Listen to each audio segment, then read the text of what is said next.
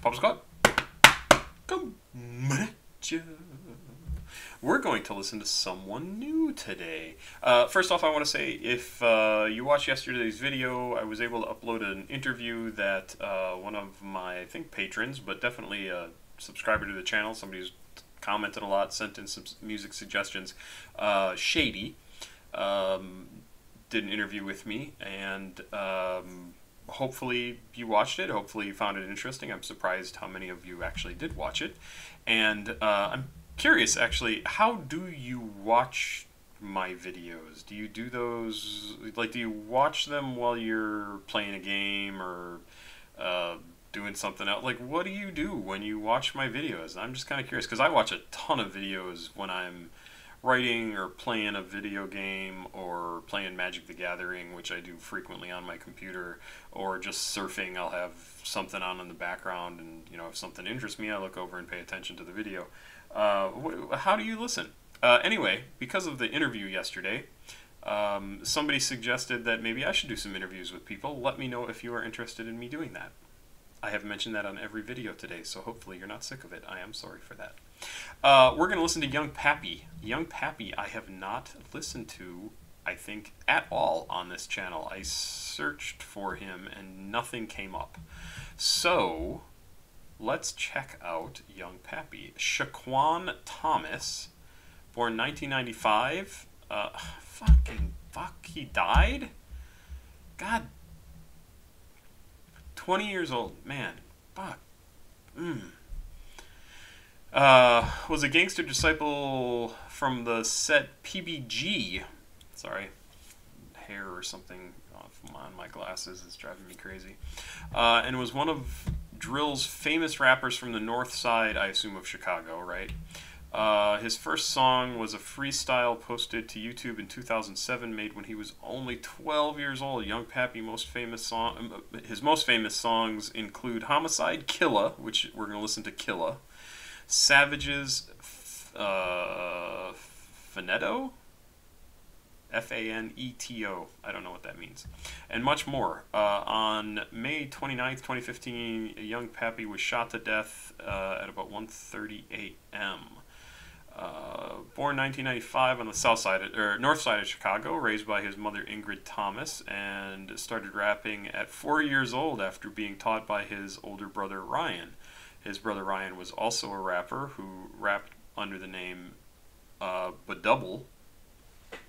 At 12 years old, Young Pappy would upload a freestyle on YouTube.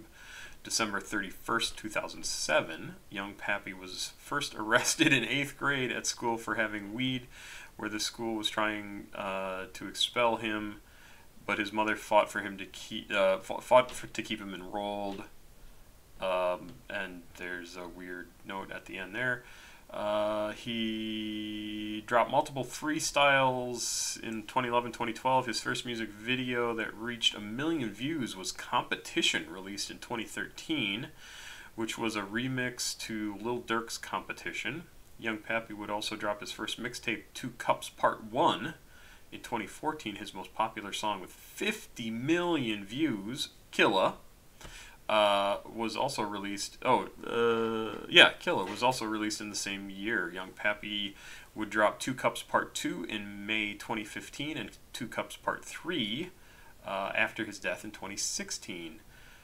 He was shot in the back 2 times on the 4800 block of North Kenmore Avenue and was taken to Masonic Medical Center, where he was pronounced dead at 3:01 a.m. Wow, what an absolute shame.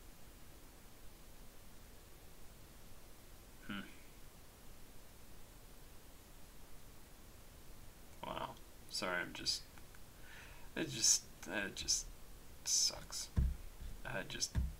Fucking people trapped, right? I mean, there's a reason why trap music is called trap, and it's not because it's named after a trap symbol. It's they're in the trap, and yeah. And this is probably not. This is drill, right? He does drill music. Yeah, rap, drill. But even so, Killa. Let's see here. Got some information from Genius. Killa embodies the lifestyle that was led by young Pappy prior to his death. It is a prime example of why Pappy is considered one of the best drill rappers in Chicago. Pappy mentions Mensa in the opening line, his friend who was murdered, ironically. Mensa in the opening line, his friend who was murdered. Ironically, Pappy was also tragically shot. Got it. Let's check this out. So this is on 2 Cups Part 2. And it's the 3rd track off that album, produced by J. Kanan. I assume it's Kanan and not Kanan. C-A-N-A-N. I think I've only ever heard that pronounced Kanan. Cartier Jones and... Badouble, his brother. Let's check it out. From 2015, this is Killa from Young Pappy. This is the official music video. I'm super curious about this. 3 minutes, 23 seconds. She's a killer. Oh.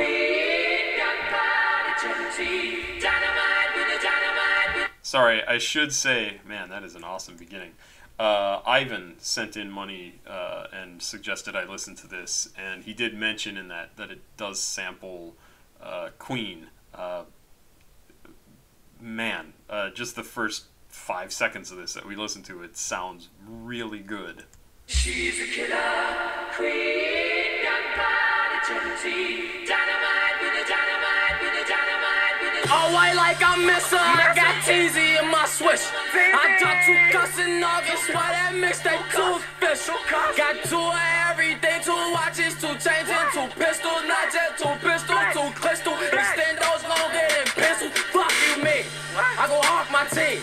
Boy, fuck you thought, nigga, I rock designer. Shorty, this shit costs. I don't know what the fuck you bought, so you not from over there. But so it's really interesting because there's like 2 or 3 different layers to this song in terms of the music itself. There's the Queen sample in back that's continuing to go. There's the drums that are very much not matching the beat of that Queen sample, and then there's his, and I could be wrong. There might be even something else. Crystal, extend those longer than pencils. Fuck you, me. I go off my team. Boy, fuck you thought, nigga. I rock. Yeah, and then there's his lyrics over the top of it, which is probably matching more with the drum beat, although the beat is not keeping time for him. Really, he's leading the time, right? He's the one keeping time, and the beat is just there doing crazy things, and it creates this really interesting layering of sound that is kind of disruptive and weird, and yet his performance absolutely comes through as being the central thing, right? I had the lyrics here, but they're also on screen, I see. I want to back up a little bit because I was not following along particularly well, and I like the way it sounds. He's got a neat voice, too. It's very, despite the fact that he's kind of yelling, he's absolutely in control, which is pretty cool. I got 2 cuss in August. Why that mixtape too official? Got 2 of everything, 2 watches, 2 chains, and 2 pistols. Not just 2 pistols, 2 crystal. Extend those longer than pencils. Fuck you, me. I go off my team. Boy, fuck you thought, nigga, I rock designer. Shorty, this shit costs. I don't know what the fuck you bought, so you not from over there, but you over there, you getting whacked, and fuck you low. I done turned to the savage, this shit I got dope. All I ain't with is killers, I ain't never got caught. My squad go crazy, I'm with Shotty go crazy. On the bus, folks crazy. I love that accent he does on My Squad Goes Crazy, like, so good. All I ain't with is killers, I ain't never got caught. My squad go crazy. I'm with Shotty go crazy. On the bus, folks crazy. Be toting the 3-8. I dare nigga try and play me. I'ma lay his ass down like he lazy, but I ain't for none. They put a nigga on parole, see I couldn't walk around with no guns. But you can ask bro them. They'll tell you about phone them. I have niggas see me and they run, cause they know I got it on. And I can murk to my homie. I'm just riding around by my loadie. But she just called saying you wanna ride with me. So I put him in the back. Let's talk the back of rolling and that bitch go. City automatic, it took off a nigga back. I wish a nigga would try and run up on back. Hell yeah, I can fight, but I run out strap. I run out pole on a nigga. Gotta keep a pole on me, nigga. I'm too low for a nigga. How you can come for a pole on a nigga and you home already? Lord knows you done told a nigga. You just on the pole where it's cold, you can froze a nigga. Need a sweater or a coat, little nigga. No sense in you, but if you walk away on broke, little nigga, I laugh at that joke, little nigga, with your funny Buy me out. I can't allow wait for some dummy bags. They don't get money, man.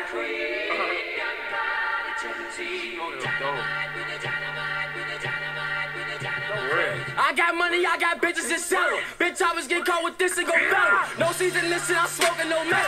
Flash keep me out like I'm rolling out the Adderall. I be busting, my spot ain't for nothing. Let my Nina talk, cause she don't like the stuff. Yeah, I mean, absolutely 100% charisma. This guy just absolutely is nailing it, and you can't help but pay attention to him. It's so good. And it totally is not my type of music. Like, absolutely it's not, but man, I listen to it and I'm just like, yeah, fuck, like, just, so good. And the weirdest thing, you're all gonna think I'm totally nuts. So I listened to a book a couple of years ago, absolutely fantastic. Barbara Tuchman, who's a historian, and she wrote this book called A Distant Mirror, and I think I've mentioned it before here on the channel. And it talks about, it's sort of the time period around the Black Death, the plague. But it talks about the medieval times and like just that whole time period, the Dark Ages. And one of the things that is super interesting about that period of time is how young people, like 16 years old, were in charge of armies. And that was because when they were, I mean, especially if they were nobles, right? That's only if they were nobles that would be true. So you would have a young king, 16, 20 years old, who's in charge of an army. And it's because they started out as, you know, training with everybody when they were younger. They went off to their first battles when they were 12, 13 years old. If they managed to survive, which as nobles they often did. But it completely changes your approach to life when you don't expect to live past 20, 30 years old. And young people, please don't be insulted by this, young people do really incredibly stupid things because they think they're going to live forever. Like, this thing is not going to kill me. I'm so good that I'm going to live forever. And yet, that was not true in the Middle Ages, because you could die of disease, you could die from a cut in your foot, right? Like, that could just kill you immediately. And they would do things like that we think of today and go, that's incredibly dumb. Bear baiting, as an example. Like, literally tie up a bear, chain up a bear, put it in a pit, make it really angry, and then fight it. Like, no, that's not a good idea. But it's because it was these guys who were, like, young and, I'll say stupid, but that's not really the reason for it, but young and stupid, and thought they were invulnerable and thought they could handle anything that came at them. And it's really weird because I listen to this, and that's the idea that I get in my head of, like, all of these young guys who think, like, this is my life. I may not live longer than 20 years, 25 years, 30 years. And if I do, like, what is my life going to be? I have no prospects. I have nowhere to go, nothing to do, no way that I can get ahead. And I don't know why this all comes up in my head, but I can see how that connection can be made. And this song, I just get so much anger and frustration for where he is, despite the fact that he's talking about how tough he is, and he's got 2 guns, and he's got 2 clips, and he's got designer clothes that cost bank, and he's, you know, like, all this stuff that is very impressive, and yet it ultimately doesn't mean a whole hell of a lot, except to somebody who's stuck in a situation that there's no winning. And it sucks, because we shouldn't still be operating like that. It's just ridiculous. I mean, everybody, especially in America, right? We're supposed to be the greatest country in the world. We are. That's what we claim to be on the label. Greatest country in the world.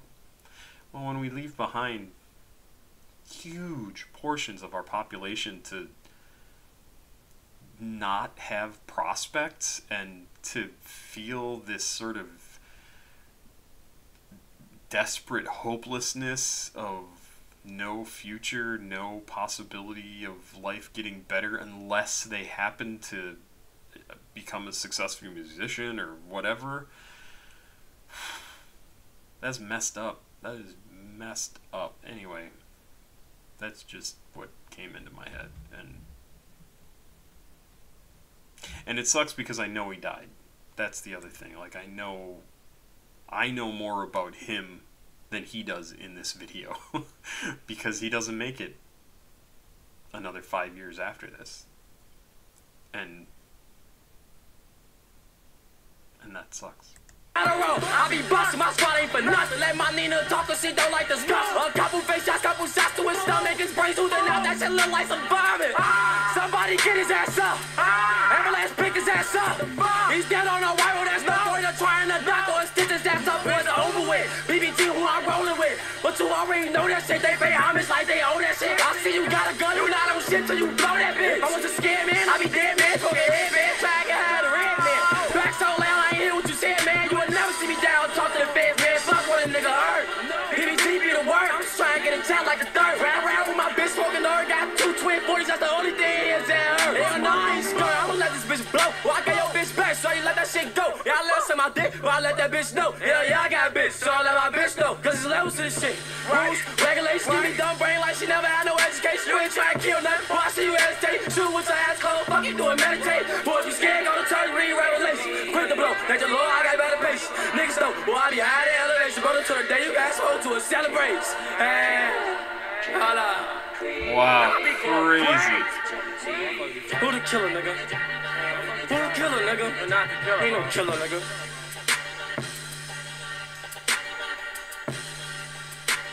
Wow, such a great sample, too.